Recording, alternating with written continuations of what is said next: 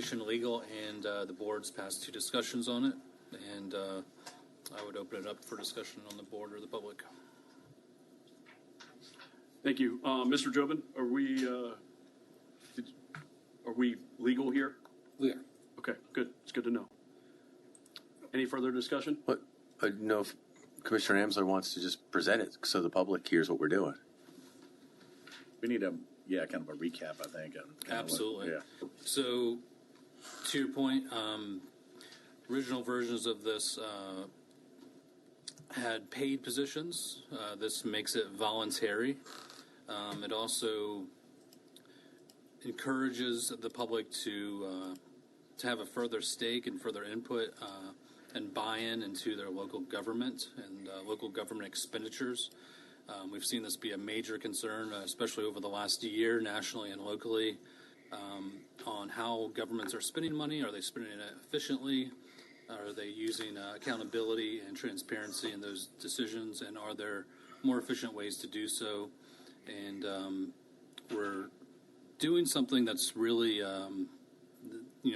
this board has put a lot of input into this, and a lot of good input, I feel, to this board's credit, of trying to make something that is will be useful.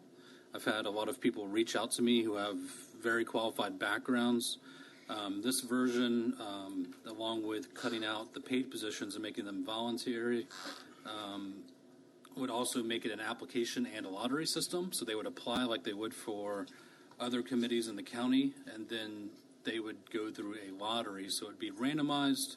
The public would have that assurance that we are being totally accountable and transparent to the Hernando County taxpayer, and not just, placing like, hey, I have a friend, Jim or John, and I'm going to put them on this board, and they're going to say what I want them to say as a commissioner, right? So I think it makes a lot of sense in that regard. It's been scaled down to 9 members. The panel could decide to split that up into, 3 pillars of 3 people to work on separate things. I feel it's best to leave it up to the DOGE to allocate how they want to use those people in their team, and leave it alone and not meddle in it too much. They would report back to us, so obviously they wouldn't be making any unilateral changes on their own, but they would be presenting it here to us at least every 2 months to the commission on their findings. I think it's a good policy. I think we've hammered out the weak points of the past ones, and I think it's a policy that this board can be proud of out of the 67 counties to put forth. Good job, sir. In regards to the lottery, the only question that I can think of is what if there's only 10 people that applied, or 9 people that applied? Those types of things. Yeah. Obviously, is there any concern from legal if it states lottery and there's only a certain amount of applicants? Obviously, we're not going to turn them away at that point because there's no real lottery system. Well, I mean, you would need at least one more person beyond the number of people. Understood. There are spots to hold a lottery.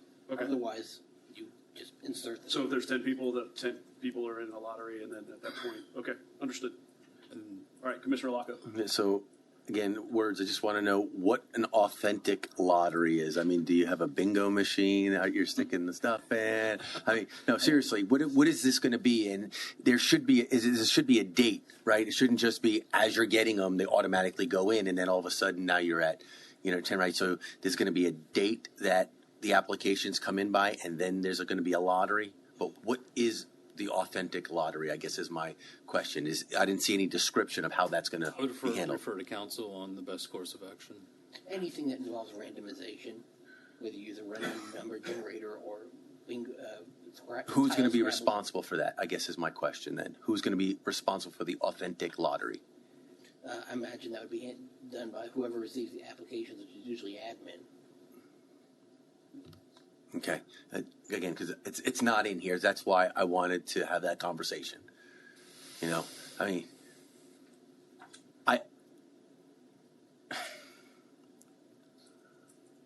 I may have an issue with it going through administration, not because I don't trust administration, but I don't necessarily think that the public is going to be happy about that. Well, is it something that could be done through the legal department? I'm sorry? Could the legal department do the lottery?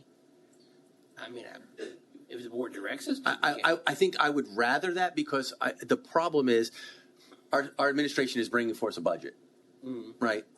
And again, if we have people who are just not thinking that things are transparent enough, then having them do the authentic lottery, unless it was, okay, it's 10:59, let's have our lottery, and I don't think it's going to go across the way it needs to, or that you wanted it to.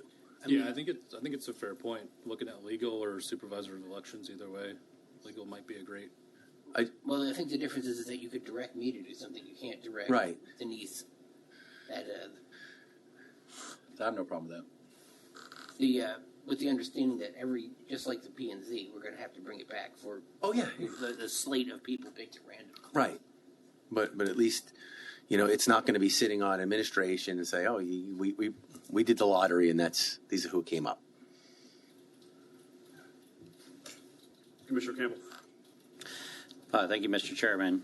You bring up a good point about the window for the applicants as well, because that's not spelled out. So, obviously we don't want it open and close in one day. So I think we should address that. Kudos to getting it to this point, Commissioner Amsler. I'm going to vote for this, but I'm going to state that I still think this is overcomplicating it. It's still limiting it to 9 members instead of every resident of Hernando County, which would be my preference. And I think my preference would be that this board has no influence or impact on it. But again, I'm going to vote for this because you put in a lot of effort, and this is something I can get behind at this point. But I have a question for Mr. Jobin. Because this is a delegation, are they subject to sunshine law? Yes, of course. Thank you. Commissioner Locke. So we're back to modifications would be that the lottery will be conducted by Hernando County's legal department, and we have to have a date for the deadline to receive these applications before a lottery is done. Commissioner Amsler.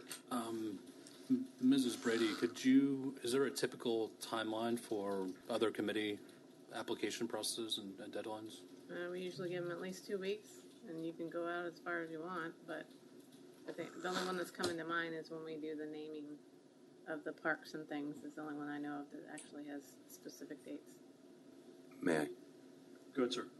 Again, our next meeting is in, 3 weeks? Is that accurate? We have a land use and then the 13th. Right, but the actual BOCC meeting, not land. May 13th. May 13th. So I would recommend that it be before the early enough before the May 13th meeting that it can be done, and we can vote on it at that point. Commissioner Amsler. Does the administration feel they can get it done that quick? I'm not opposed to it, but legal actually. Yeah. Well, I mean, it would depend on when the agenda cutoff is, because we're going to have to insert names of people into the agenda item, obviously. On the 13th. I don't know when the agenda cutoff is for that meeting. We try to do the Wednesday before, Wednesday so it would be before, the 7th. So say the 6th. If that gives you a day to do the lottery, though. And has the application been created? I believe it's a standard application. Okay. I don't know. I'm just trying to make sure that we have dates. That's basically what I'm about here. Because if it's DOGE is going to do what it's supposed to do, it needs to have enough time to do it before we get to the point where we've already set a budget. My only concern with a short date is that typically when we need applicants for volunteer boards, we get fewer than we need, more so than more. We'll move to the last one. So the 27th work? The 27th, I don't see a problem. So the cutoff date would be the 20th, the 19th? What are we talking? 10th would be the 21st, so you want it by the 20th. Okay, so we'll do the drawing on the 20th. Applications have to be in by then. By May 20th. Yeah. Okay, application deadline by May 20th. At noon, so you can do it before the end Yeah, of the day? at noon before we do it.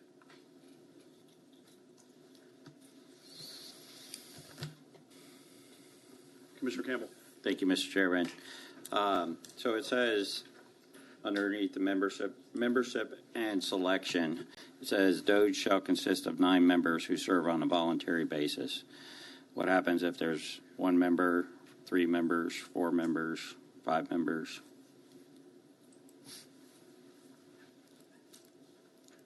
I mean, if these people leave? Says it shall consist of 9 members. So is it not, I think is what he's, if I could rephrase your question, what's going to be the quorum? In other words, if we don't have enough applicants, let's say we only get 5, can the board, this committee proceed?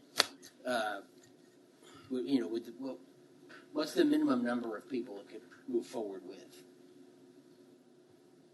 Yeah. What's the minimum number? And because I think you're pigeonholing yourself to saying if you don't have 9 members, this doesn't exist. I think 5 would be enough if that was the case. so quorum would a minimum quorum would require 5 members?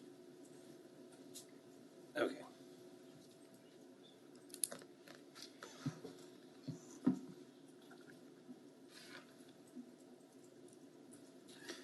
If I could just state again, this is my issue with it.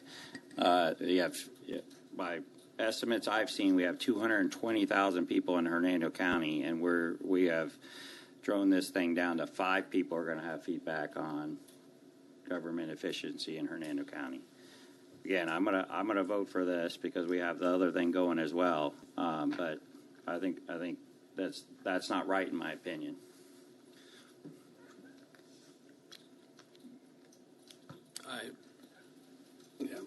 I appreciate your support, Commissioner Campbell. But we're looking at it both flip flops on like, are we going to have enough people? Does it include enough people? It's like going both ways on those issues. I think we're doing the best thing we can to lead as conservatives in this county as a board, and I think it's something we can be proud of. And the worst thing we can do is do nothing because we're scared of it not being perfect. Any further discussion? Last question I have. I'm sorry. Yes, sir. Last question is, these members are allowed to be on another board currently. Is that accurate or not? No. Okay, that's what I want to make clear. So if you're on planning and zoning, you can't be on DOGE. You can't be on more than one sunshine committee. That's why I want to make sure it was clear to the public as well. Thank you. Entertain a motion. I'll make a motion. A motion from Commissioner Amsler. Second. Second from Commissioner Champion. Is there anyone from the public like to speak on this item?